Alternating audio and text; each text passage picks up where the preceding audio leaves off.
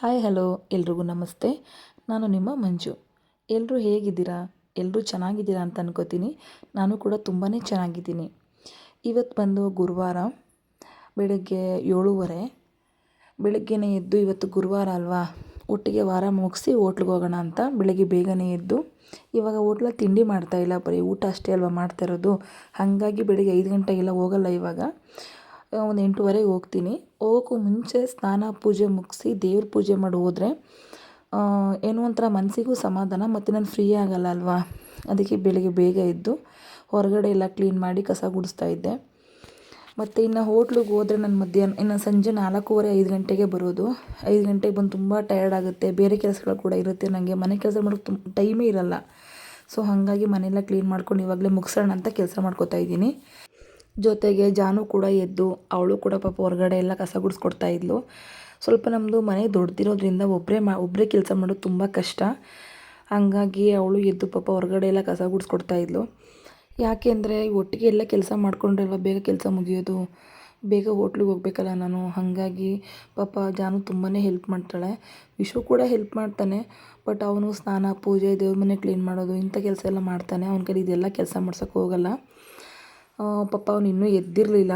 ಅವನ್ನ ಇವಾಗ ಎದ್ದೇಳಿಸ್ಬೇಕು ಒಳಗಡೆ ಹೋಗಿ. ಪಾಪ ಅವಳು ಕಸ ಎಲ್ಲ ಗುಡಿಸಾದ್ಮೇಲೆ ಜಾನು ಒಲೆ ಉರಿ ಹಾಕ್ತಾಯಿದ್ಲು. ನಾವಿರೋ ಮನೇಲಿ ಸೋಲಾರ್ ಇಲ್ಲ. ನನಗೂ ಕೂಡ ಸೋಲಾರ್ ಇಷ್ಟ ಇಲ್ಲ. ನನಗಂತೂ ಹಂಡೆ ಒಲೆನೇ ಇಷ್ಟ. ಯಾಕಂದರೆ ನಮ್ಮ ಮೊದಲಿದ್ದ ಮನೇಲಿ ಸೋಲಾರ್ ಇತ್ತಲ್ವಾ, ಅದ್ರಲ್ಲಿ ಸ್ನಾನ ಮಾಡಿ ತುಂಬ ಹೇರ್ ಫಾಲ್ ಆಗ್ತಿತ್ತು. ಆಮೇಲೆ ಬಿಸಿಲೇ ಇರಬೇಕು ಸೋಲಾರ್ಗೆ. ಸೊ ಹಂಗಾಗಿ ನನಗೆ ಸ್ವಲ್ಪನೂ ಇಷ್ಟ ಇಲ್ಲ. ಸರಿ ಜಾನು ಒಲೆ ಉರಿ ಹಾಕ್ತಾಯಿದ್ಲು. ನಾನು ಹೊರಗಡೆ ಎಲ್ಲ ನೀರು ಹಾಕ್ಬಿಟ್ಟು ರಂಗೋಲಿ ಬಿಡೋಣ ಅಂತ ಫುಲ್ ರೆಡಿ ಮಾಡ್ಕೋತಾ ಇದ್ದೆ. ವಿಶುನ ಎಬ್ಬಿಸ್ದೆ. ಅವನು ಎಬ್ಸೋಕ್ಕೆ ಕಮ್ಮಿ ಅಂದರೂ 1/2 ಅವರ್ ಬೇಕು. ಅಕ್ಕ ತಮ್ಮ ಇಬ್ಬರು ದಿನ ಬೆಳಗಾಯಿತು ಅಂದರೆ ಜಗಳ ಆಡ್ತಾನೆ ಇರ್ತಾರೆ. ಆದರೆ ಜಾನುನ ಬೆಳಗ್ಗೆ ಟೈಮ್ ಆಯಿತು ಜಾನು ಎದ್ದೇಳಿಸು ವಿಶುನ, ಕೆಲಸ ಮಾಡಲಿ, ಸ್ವಲ್ಪ ಸ್ನಾನ ಮಾಡ್ಕೊಂಡು ದೇವ್ರ ಮನೆ ಕ್ಲೀನ್ ಮಾಡಲಿ ಅಂದರೆ, ಹೋಗಲಿ ಬಿಡಿ ಮಮ್ಮಿ ಸ್ವಲ್ಪ ಹೊತ್ತು ಮಲ್ಕೊಳ್ಳಿ ಅಂತಂತಾಳೆ. ಅವನು ಎದ್ಮೇಲೆ ಸಂಜೆವರೆಗೂ ಜಗಳ ಆಡ್ತಾರೆ.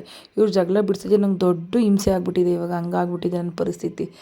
ಸರಿ ಆಯಿತು ಅಂತ ಅವನು ಎದ್ದ. ನಾನು ಕೂಡ ಹೊಸ್ಲಿಗೆಲ್ಲ ರಂಗೋಲಿ ಹಾಕ್ಕೊಂಡು ಬಾಗಿಲಿಗೆಲ್ಲ ರಂಗೋಲಿ ಹಾಕ್ತಾಯಿದ್ದೀನಿ. ತುಂಬ ರಂಗೋಲಿ ಬಿಡೋಕ್ಕೆ ಬರುತ್ತೆ, ಆದರೆ ಟೈಮ್ ಸಾಕಾಗಲ್ಲ ಅಲ್ವಾ. ಬೇಗ ಕೆಲಸ ಮುಗಿಸಿ ಮತ್ತು ನಾನು ಅಲ್ಲಿ ಹೋಟ್ಲಿಗೆ ಹೋಗಿ ಅಡುಗೆ ಎಲ್ಲ ನಾನೇ ಮಾಡಬೇಕಲ್ವಾ. ಹಂಗಾಗಿ ರಂಗೋಲಿ ಚಿಕ್ಕದೇ ಬಿಡೋದು ನಾನು ಯಾವಾಗಲೂ ಕೂಡ. ಟೈಮ್ ಸಿಕ್ಕಿದ್ರೆ ದೊಡ್ಡ ದೊಡ್ಡ ರಂಗೋಲಿ ಎಲ್ಲ ಬಿಡ್ತೀನಿ. ಸರಿ ಆಯಿತು ಅಂತ ಹೇಳಿ ರಂಗೋಲಿ ಎಲ್ಲ ಬಿಟ್ಟು ಬಾಗಿಲಿಗೂ ರಂಗೋಲಿ ಬಿಡಿಸೋಣ ಅಂತ ಹೋದೆ. ನೋಡಿ ನೀವೇ ಎಷ್ಟು ಚಿಕ್ಕ ರಂಗೋಲಿ ಬಿಡ್ತಾಯಿದ್ದೀನಿ ಅಂತ. ಬಿಡೋಕ್ಕೆ ತುಂಬ ಇಷ್ಟನೇ, ಬಟ್ ತುಂಬ ಟೈಮ್ ತೊಗೊಳುತ್ತಲ್ವ. ಹಾಗಾಗಿ ಬೇಗ ಯಾವ್ದು ಬರುತ್ತೋ ಅದನ್ನು ಬಿಡಿಸ್ಬಿಟ್ಟು ಮತ್ತು ನಾನು ಸ್ನಾನ ಮುಗಿಸಿ ಪೂಜೆ ಮುಗಿಸಿ ಇದೆಲ್ಲ ಮುಗಿಸೋಷ್ಟು ನನಗೆ ಇನ್ನೂ 1 ಅವರ್ ಬೇಕು. ಇನ್ನು ಹೋಟ್ಲಿಗೆ ಹೋದರೂ ಕೂಡ ಅಲ್ಲೂ ಗಾಬರಿಯಿಂದ ಅಡುಗೆ ಮಾಡೋಕ್ಕಾಗಲ್ಲ ಅಲ್ವಾ. ಹೋಟ್ಲು ಬಿಸ್ನೆಸ್ಸೇ ಹಾಗೆ. ನಾವು ಎಷ್ಟು ರುಚಿಯಾಗಿ ಅಡುಗೆ ಮಾಡ್ತೀವಿ, ರುಚಿಯಾಗಿ ಅಡುಗೆ ಮಾಡ್ತೀವಿ, ಅಷ್ಟೇ ಕೂಡ ನಮಗೂ ಕೂಡ ವ್ಯಾಪಾರ ಆಗುತ್ತೆ. ಅದು ನನಗೆ ತಲೆಯಲ್ಲಿ ಇರೋದ್ರಿಂದ ಸ್ವಲ್ಪ ಮನೆ ಕಡೆ ಗಮನ ಕಮ್ಮಿ ಕೊಟ್ಟು ಹೋಟ್ಲ್ ಕಡೆ ಗಮನ ಜಾಸ್ತಿ ಕೊಡ್ತೀನಿ. ಹಂಗಂತ ಮನೆ ಕೆಲಸ ಮಾಡದೆ ಇರೋಕ್ಕಾಗಲ್ಲ, ಮನೆ ಕೆಲಸ ಮಾಡಲೇಬೇಕು. ಇನ್ನೊಬ್ಬರು ನಾನು ಸ್ವಲ್ಪ ಅಡುಗೆ ಮಾಡೋಕ್ಕೆ ನೋಡ್ತಾ ಇದ್ದೀನಿ. ಇವಾಗ ಒಬ್ರು ಇದ್ದಾರೆ ಹೆಲ್ಪ್ ಮಾಡೋಕ್ಕೆ ಆಂಟಿ, ಇನ್ನೊಬ್ರು ಅಡುಗೆ ಮಾಡೋಕ್ಕೆ ಬೇಕು. ಅವ್ರು ಬಂದಮೇಲೆ ಸ್ವಲ್ಪ ಇನ್ನೂ ನಂಗೆ ಸ್ವಲ್ಪ ಫ್ರೀ ಆಗ್ಬೋದು. ಆದರೆ ಯಾರೇ ಇದ್ದರೂ ಕೂಡ ನಾವಿದ್ದಂಗೆ ಆಗಲ್ಲ. ನಾನು ಟೈಮ್ ಪ್ರಕಾರ 8:30ಗೆ ಹೋಟ್ಲಿಗೆ ಹೋಗಲೇಬೇಕು. 12:30 ಎಲ್ಲ ಊಟನೂ ರೆಡಿ ಇರಬೇಕು. ಕೆಲವರು ಊಟಕ್ಕೆ 12:30ಗೆ ಬಂದುಬಿಡ್ತಾರೆ. ಬರಲಿ ಬಿಡಲಿ 12:30ಗಂತೂ ಊಟ ರೆಡಿ ಇರಲೇಬೇಕು. ಅದು ಅಲ್ಲದೆ ಗುರುವಾರ ಸಂತೆ ಬೇರೆ ಇರುತ್ತೆ ಪಾಂಡವಪುರದಲ್ಲಿ. ಹಾಗಾಗಿ 12:30ಗೆ ಊಟ ರೆಡಿ ಇರುತ್ತೆ. ಯಾಕಂದರೆ 12:30ಗೆ ಊಟ ರೆಡಿ ಇದ್ದರೆ ಅದು ಮತ್ತೆ ಖಾಲಿ ಆಗ್ತಾನೆ ಇರುತ್ತೆ. ಮತ್ತು ಹಿಂದಿನ ದಿನ ನಾನು ಅನ್ನ ಮುದ್ದೆ ಮಾಡ್ತಾನೆ ಇರಬೇಕು, ಪಾರ್ಸಲ್ ಕಟ್ತಾ ಇರಬೇಕು, ಮತ್ತು ಸಪ್ಲೈ ಕೂಡ ಮಾಡಬೇಕು, ಎಲ್ಲನೂ ನಾವೇ ಮಾಡಬೇಕು. ಹೋಟ್ಲು ಓನರ್ ಅಂದ ತಕ್ಷಣ ಒಂದೇ ಕೆಲಸ ಇರಲ್ಲ. ಯಾರು ಇಲ್ಲದೆ ಹೋದರೂ ಅವ್ರ ಸ್ಥಾನ ನಾವು ತೊಗೋಬೇಕಾಗುತ್ತೆ. ಸೊ ಹಾಗಾಗಿ ಅದ್ರ ಮೇಲೆ 100ಕ್ಕೆ 100 ಗಮನ ಕೊಟ್ಟರೂ ಕೂಡ ಒಂದೊಂದು ದಿನ ಪ್ರಾಬ್ಲಮ್ ಆಗಿಬಿಡುತ್ತೆ. ಇವತ್ತು ಕೂಡ ಹಾಗೆ ಆಯಿತು. ನಾನು ದಿನ ಅಡುಗೆ ಎಷ್ಟು ಮಾಡಬೇಕೋ ಅಷ್ಟೇ ಮಾಡ್ಕೊಂಡಿದ್ದೆ ಇವತ್ತು. ಸುಮಾರು 3-3:30ವರೆಗೂ ಕೂಡ ಸುಮಾರಾಗಿ ವ್ಯಾಪಾರ ಆಗ್ತಾಯಿತ್ತು. ಅಂದರೆ ಎಷ್ಟಾಗಬೇಕೋ ಅಷ್ಟು ಆಗ್ತಾಯಿತ್ತು.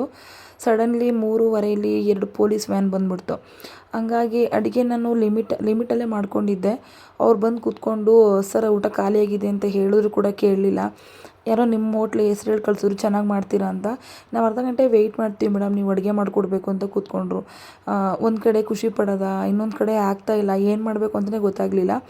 ಆವಾಗ ಮತ್ತೆ ಸಾಂಬಾರುಗಳೆಲ್ಲ ಇತ್ತು, ಮತ್ತೆ ಅನ್ನ ಮಾಡಿ ಮತ್ತು ಮುದ್ದೆ ಮಾಡೋವರೆಗೆ 1/2 ಅವರ್ ಆಯಿತು. ಪಾಪ 1/2 ಅವರ್ ತುಂಬಾ ವೆಯ್ಟ್ ಮಾಡಿದ್ರು ಅವರು. ನಂಗೆ ತುಂಬಾ ಖುಷಿ ಆಯಿತು, ನಮ್ಮ ಹೋಟ್ಲ್ ಊಟ ಇಷ್ಟಪಟ್ಟು ಅರ್ಧ ಗಂಟೆ ವೆಯ್ಟ್ ಮಾಡಿದ್ರಲ್ಲ ಅಂತ. ಆದರೂ ಕೂಡ ಆಗಿಲ್ಲ ಅಂದರೂ ಕೂಡ ನಮ್ಮ ಹೋಟ್ಲಿಗೆ ಕೆಲಸ ಆಂಟಿ ಅಂತೂ ಪಾಪ ತುಂಬಾ ಹೆಲ್ಪ್ ಮಾಡಿದ್ರು. ಮಕ್ಕಳು ಕೂಡ ಹೆಲ್ಪ್ ಮಾಡಿದ್ರು. ಹಂಗಾಗಿ ಅವ್ರು ಎಲ್ಲರೂ ಹೆಲ್ಪ್ ತೊಗೊಂಡು ಅನ್ನ ಮತ್ತು ಮುದ್ದೆ ಸಾಂಬಾರೆಲ್ಲ ಮತ್ತೆ ಮಾಡಿ ಅವ್ರಿಗೆ ಊಟ ಬಡಿಸಿ ಕಳಿಸೋಷ್ಟೊತ್ತಿಗೆ 4:15 5 ಗಂಟೆ ಆಗೋಯಿತು. ಏನೂ ಮಾಡೋಕ್ಕಾಗಲ್ಲ. ಒಂದೊಂದು ದಿನ ಹಿಂಗಾಗುತ್ತೆ, ಒಂದೊಂದು ದಿನ ಹಂಗಾಗುತ್ತೆ. ಈಗ ಆದರೆ ಏನೂ ಮಾಡೋಂಗಿಲ್ಲ. ವ್ಯಾಪಾರ ಆಗೋ ಟೈಮಲ್ಲಿ ವ್ಯಾಪಾರ ಮಾಡ್ಕೊಂಬಿಡ್ಬೇಕು. ಕಷ್ಟ ಆಗುತ್ತೆ ಅಂತ ಕೂತ್ಕೊಂಡ್ರೆ ನಮಗೆ ಲಾಸ್ ಅಲ್ವಾ. ಹಂಗಾಗಿ ಸ್ವಲ್ಪ ಶ್ರಮಪಟ್ಟೆ ಇವತ್ತು. ಬಟ್ ತುಂಬಾ ಕಷ್ಟ ಆಯಿತು. ಆದರೂ ಏನೂ ಮಾಡೋಕ್ಕಾಗಲ್ಲ. ಯಾರು ಯಾವ್ಯಾವ ಫೀಲ್ಡಲ್ಲಿ ಅವ್ರವ್ರ ಕೆಲಸ ಮಾಡ್ತಾರೋ ಎಲ್ಲ ಕೆಲಸನೂ ಕಷ್ಟನೇ. ಯಾವುದೂ ಸುಲಭ ಅಲ್ಲ. ಸುಲಭವಾಗಿ ಯಾವುದೂ ದುಡ್ಡು ಬರಲ್ಲ. ಆದರೆ ಮಾಡೋ ಕೆಲಸನ ಇಷ್ಟಪಟ್ಟು ಪ್ರೀತಿಯಿಂದ ಮಾಡಿದ್ರೆ ಯಾವುದೂ ಕಷ್ಟ ಆಗಲ್ಲ. ಇವತ್ತು ಕೂಡ ಹಾಗೆ ಆಯಿತು. ಇಷ್ಟೇ ಬೇಗ ಕೆಲಸ ಮಾಡಬೇಕು ಅಂದರೂ ಲೇಟೇ ಆಗೋಯಿತು. ಈಗ ನನ್ನ ಮಗನ ಸ್ಕೂಲಿಗೆ ಬಿಡಬೇಕು ಮತ್ತು ಹೋಟ್ಲ್ ಹತ್ರ ಹೋಗಬೇಕು, ಕೆಲಸ ಇದೆ. ಪೂಜೆ ಬೇಗ ಮುಗಿಸ್ತೀನಿ ಬನ್ನಿ. ನಾನು ರೆಡಿ ಆಗೋ ಅಷ್ಟರಲ್ಲಿ ಇವತ್ತೇನು ನಡೀತು ಅಂತ ನಿಮಗೆ ಎಲ್ಲ ವಿಷಯನೂ ಹೇಳಿದೆ. ಯಾಕೆಂದರೆ ಮುಂದೆ ಬರೋ ವೀಡಿಯೋಗಳಲ್ಲಿ ನನಗೆ ಅಷ್ಟೊಂದು ಹೇಳೋಕ್ಕೆ ಟೈಮ್ ಇಲ್ಲ. ಅದಕ್ಕೆ ಇವತ್ತೇನು ನಡೀತು ಅಂತ ನಾನು ರೆಡಿಯಾಗೋ ಗ್ಯಾಪಲ್ಲಿ ಎಲ್ಲ ವಿಷಯನೂ ಹೇಳಿದ್ದೀನಿ. ಸ್ನಾನ ಎಲ್ಲ ಮುಗಿಸಿ ಸಿಂಪಲ್ಲಾಗಿ ಪೂಜೆನೂ ಮುಗಿಸ್ಕೊಂಡೆ. ಇವತ್ತು ದೇವ್ರ ಪಾತ್ರೆ ತೊಳೆಯೋಕ್ಕಾಗಲಿಲ್ಲ, ಟೈಮ್ ಸಿಗಲಿಲ್ಲ.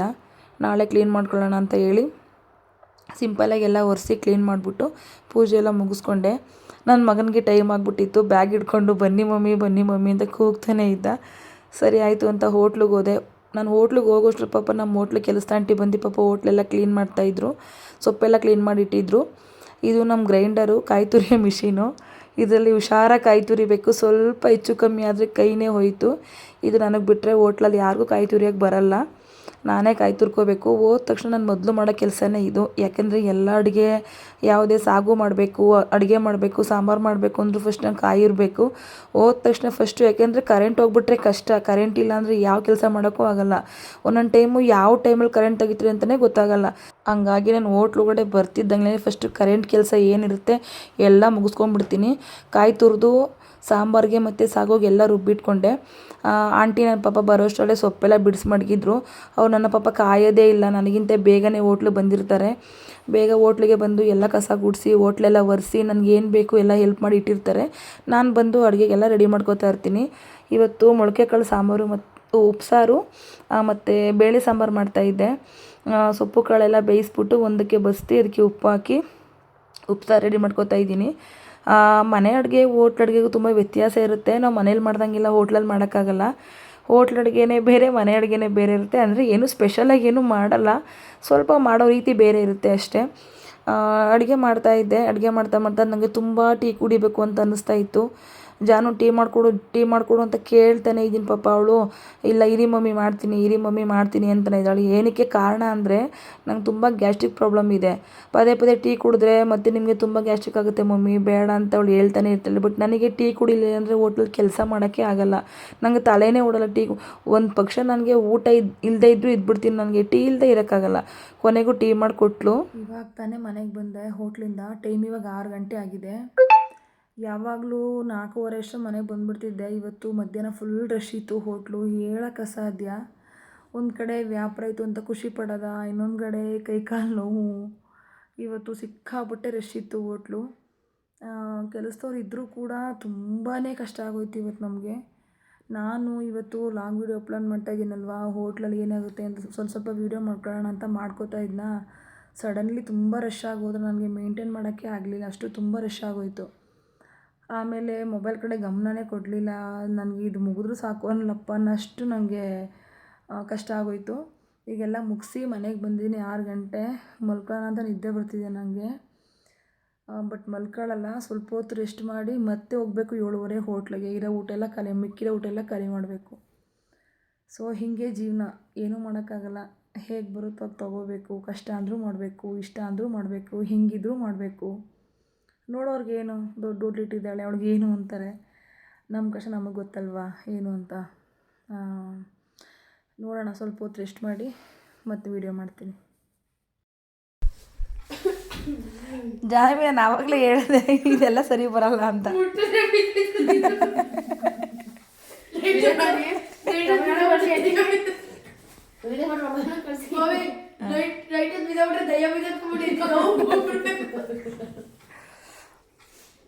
ಅಯ್ಯೋ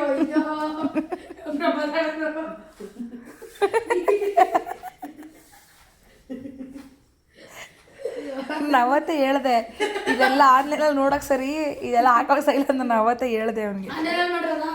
ಆನ್ಲೈನ್ ಬುಕ್ ಮಾಡೋದು ಇದು ನೋಡೋಕೆ ಚಂದ ಅಷ್ಟೇ.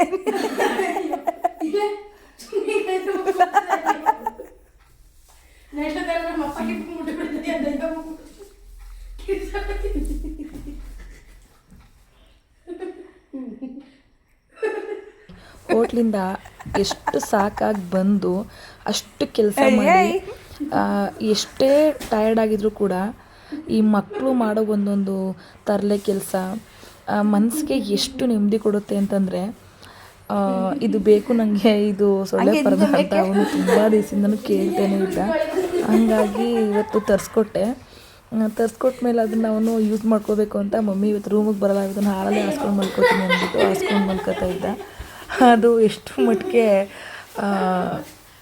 ಅದನ್ನು ನಾನು ಕಾಮಿಡಿಯಾಗಿ ತಗೊಂಡ ಅಂತಂದರೆ ಅವನಿಗೆ ಒಂಥರ ಏನೋ ಒಂಥರ ಅನ್ನಿಸ್ತಾ ಇತ್ತು ಅವನಿಗೆ. ಇದನ್ನು ಹೆಂಗೆ ಯೂಸ್ ಮಾಡೋದು, ಇದನ್ನು ಹೆಂಗೆ ಮಲ್ಕೊಳ್ಳೋದು ಮಮ್ಮಿ, ನಾನಂತಿದ್ದ ಮಲ್ಕೊಳ್ಳಲ್ಲ ಮಮ್ಮಿ, ಸ್ವಲ್ಪ ಹಿಂಗೆ ಎತ್ಬಿಟ್ರೆ ಮೇಲೆ ಬಂದುಬಿಡ್ತದೆ, ಎಳೆದ್ಬಿಟ್ರೆ ಮೇಲೆ ಬಿದ್ದೋಗುತ್ತೆ, ಮತ್ತು ನೈಟು ದೆವ್ವ ಅಂತ ಓಡ್ಬಿಡ್ತಾರೆ ಮಮ್ಮಿ, ನನಗಂತೂ ಬೇಡ ಇದು ಅಂತ ಹೇಳೋಕ್ಕೆ ಶುರು ಮಾಡಿಬಿಟ್ಟ. ಸರಿ ಬಿಡು ಆಯಿತು, ಬೇಡ ರೂಮ್ಗೆ ಬಂದು ಮಲ್ಕೊಳ್ಳುವೆ ಅಂತ ಹೇಳಿದೆ.